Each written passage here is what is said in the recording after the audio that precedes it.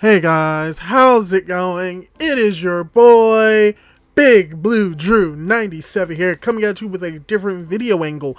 Ooh, mysterious, as well as a manga chapter review for My Hero Academia, chapter 281, titled Plus Ultra.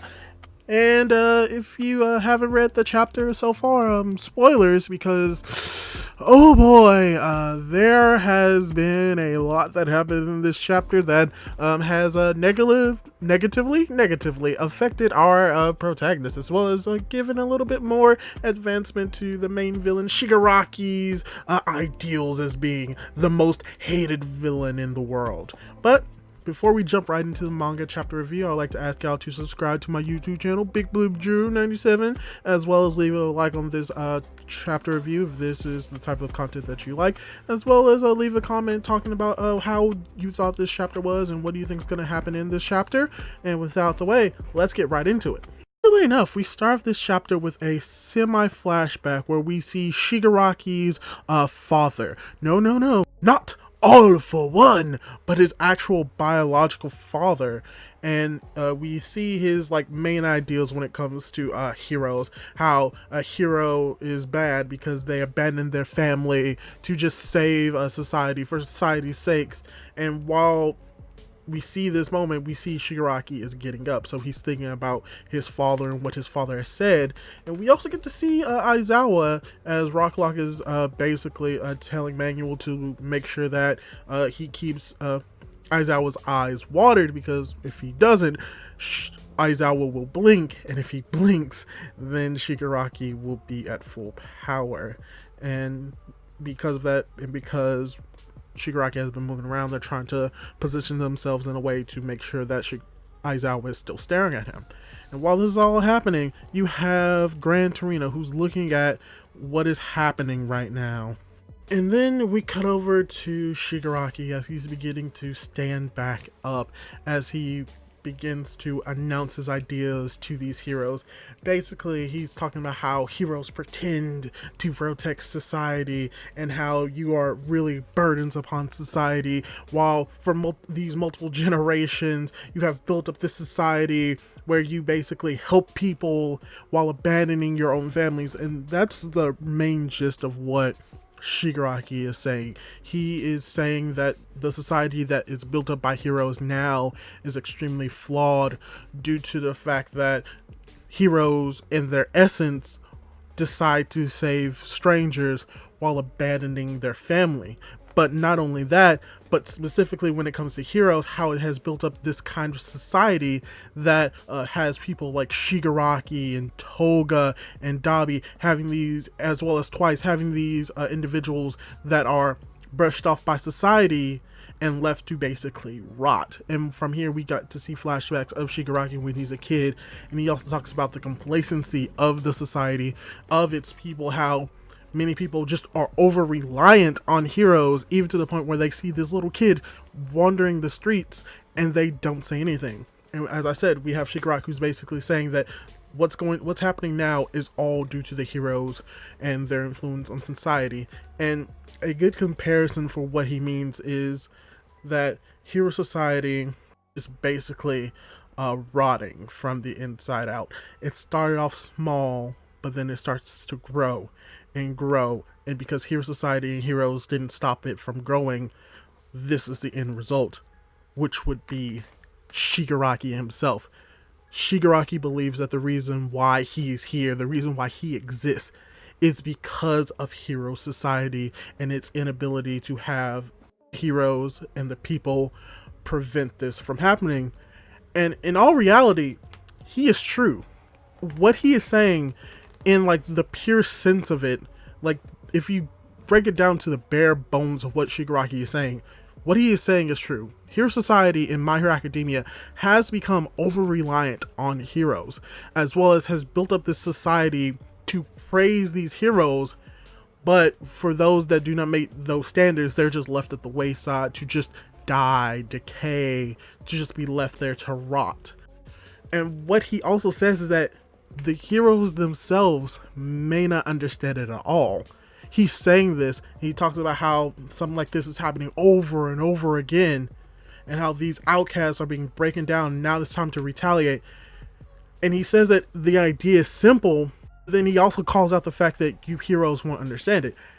And that is interesting, mainly due to the fact that when it comes to hero societies, heroes themselves do not see themselves as being burdens on society. They see themselves as the people that help society, that helps it grow. But then it's like a double-edged sword. The more you help, the more you ingrain yourself into society, the more society is relying on you. So when that system of heroism fails, society fails as a whole.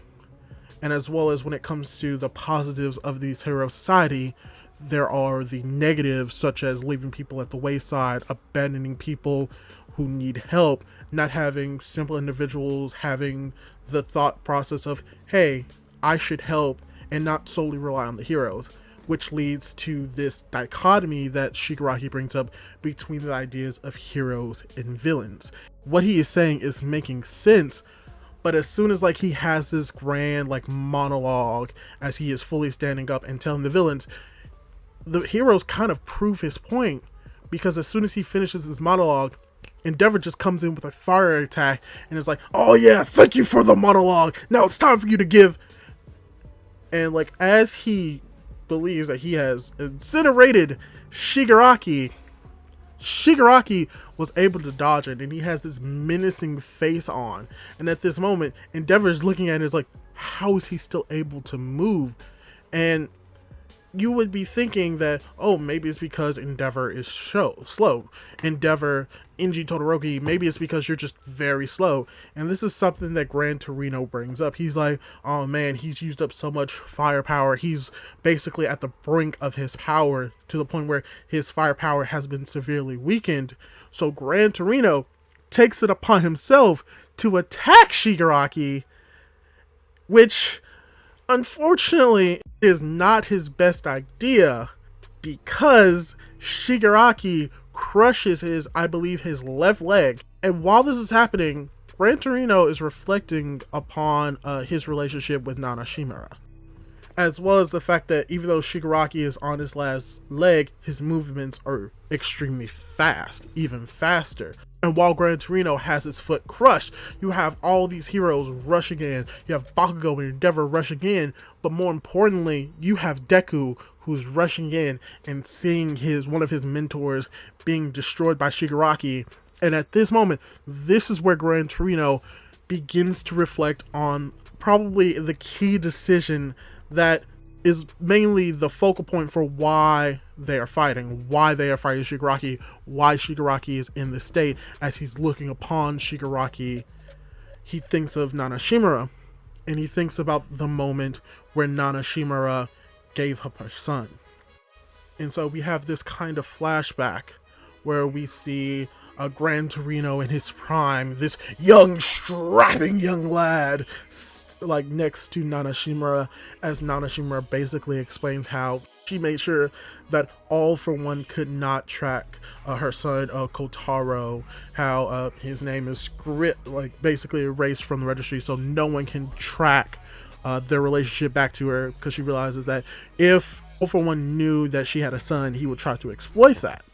And how she begins to say that she never had a son, and that he doesn't exist, and that she never had him. Then you just have these thoughts about what was going on through her son's head, how heroes abandon their families to just save random strangers. And this is something that is ingrained into Shigaraki. And as Gran Torino is thinking this, the last moment that he thinks about is Nana Shimura crying in his arms. And two things I want to say about that. One, I think this may confirm that they may have had a more romantic relationship, and maybe he's the father. Most likely not, but it does show that there most likely was a more romantic relationship between them, possibly due to how he is holding her. But the more important part is that Nana Shimura is crying right now. She is bawling her eyes out. She is weeping. And that is due to the fact that she had to give up her son. She has to make that sacrifice. And I think this is something interesting, because this would tie into something that what Shigaraki is saying is technically correct. Heroes do abandon their families or neglect their families to save random strangers. But then he doesn't also consider the fact that, yeah, but they also put their lives on the lines for their family, and they make these sacrifices also to protect their family. They do abandon their families to save other people, but by saving other people and helping society be peaceful, their families are able to live peaceful lives and not have to worry about the dangers of society and villains. A lot can be inferred from this flashback between Gran Torino. Then you think like, oh wow, this is like a lot of development. There's a lot of ideas that can be implied from looking at these scenes with Gran Torino. You wonder, why is this the case? And that's because most likely Gran Torino is dying or is dead, because immediately under the scene of Nanashimura crying is Shigaraki basically slamming or burrowing his hand through Gran Torino into the ground, most likely killing him, because when you really think about it, Night Eye only died by just a single spike through the chest, through his stomach, and died. Gran Torino is definitely dead. And with this, you have Deku, who runs in and like just mad, filled with anger, screaming to the top of his lungs, most likely, as we see Endeavor calling out to Deku. It's like, wait, Deku, don't do that, as he goes in to attack Shigaraki, and weirdly enough, Bakugo is right on his tail. But you noticed, in the same vein as Gran Torino, that Shigaraki has gotten faster, and you may be thinking, he's taking a whole lot of damage. How is he getting faster? Why is he able to avoid all of these attacks, even though he was like beaten down time after time after time? And so this is something I'm probably going to talk about a little bit later, but to give like a little bit of thought about it, I think it's because he's driven, his determination, his will to live is driving him forward, which is why he may be getting faster and faster. But even with this speed, as he heads towards Eraserhead, he gets stopped by Ryuku! The Dragon Lady is back, and she blocks the attack, blocks Shigaraki from going after Eraserhead. She gets stabbed. How does she get stabbed? Because Shigaraki rams his hand straight through her claw hand, and that is horrible. But even after that, Shigaraki is still moving forward, but he also realizes that he's losing stamina, his body is getting weak, and just to pile on that stress, Deku comes in using his black whip, and in this moment he's saying that he will never forgive the likes of Shigaraki, as Shigaraki says that, well, he's not going to forgive any of you heroes as well, and then proceeds to freaking elbow check Deku in the gut and causing him to bleed from the mouth. And this is interesting, this is really cool, because we know about the ideas of having a hero or having an individual being checked in the stomach and bleeding out the mouth.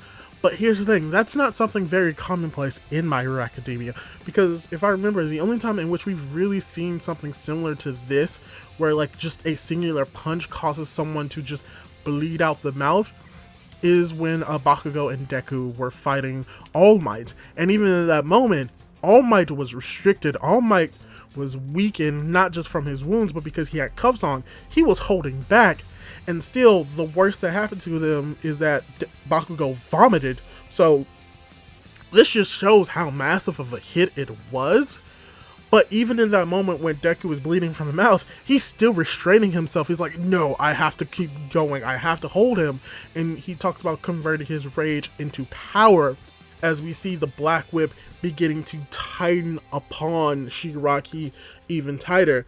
And that's a cool callback to when we first saw Black Whip, because if you remember correctly, Black Whip is controlled by emotions, strong emotions. So the anger he is feeling right now, he's turning that into power so that he's able to hold on harder to Shigaraki, which we know for a fact is strong enough to just pierce through Dragon's scales with ease.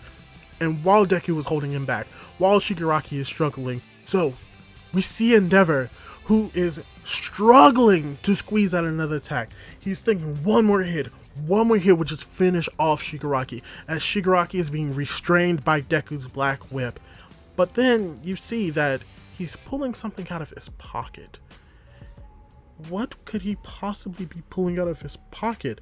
And then from what it looks like, he's kind of like pulling his hand out of Ryuku's hand, which is a weird phrase to say.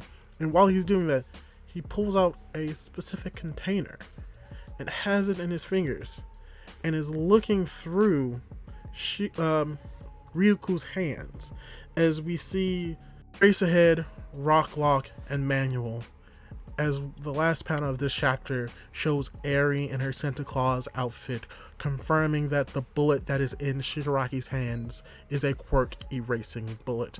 And from what it looks like he's about to do with it, someone's Quirk is about to be erased next chapter. What did I think of this chapter? Well, it's really hard to say, except anything but amazing. This was a very good chapter, mainly due to the fact that we get a lot of confirmation of Shigaraki's ideals and what he is thinking, and like how he views not just himself, but how he views hero society. And a lot of what he is saying is accurate. A lot of hero society is built upon heroes who, a lot of times, are selfish. A lot of times put their heroism on a pedestal, which has affected society in the long run negatively, because it has bred these villains such as Shigaraki, such as Toga, such as Twice, due to the existence of society being built upon these ideas of heroism. Then what I also liked about this chapter, it also shows that even though those ideas may be somewhat correct coming from Shigaraki, they are still twisted in a way, as seen through Gran Torino's flashback, where yes, she did give up her family to be a hero, but she was being a hero to protect her family.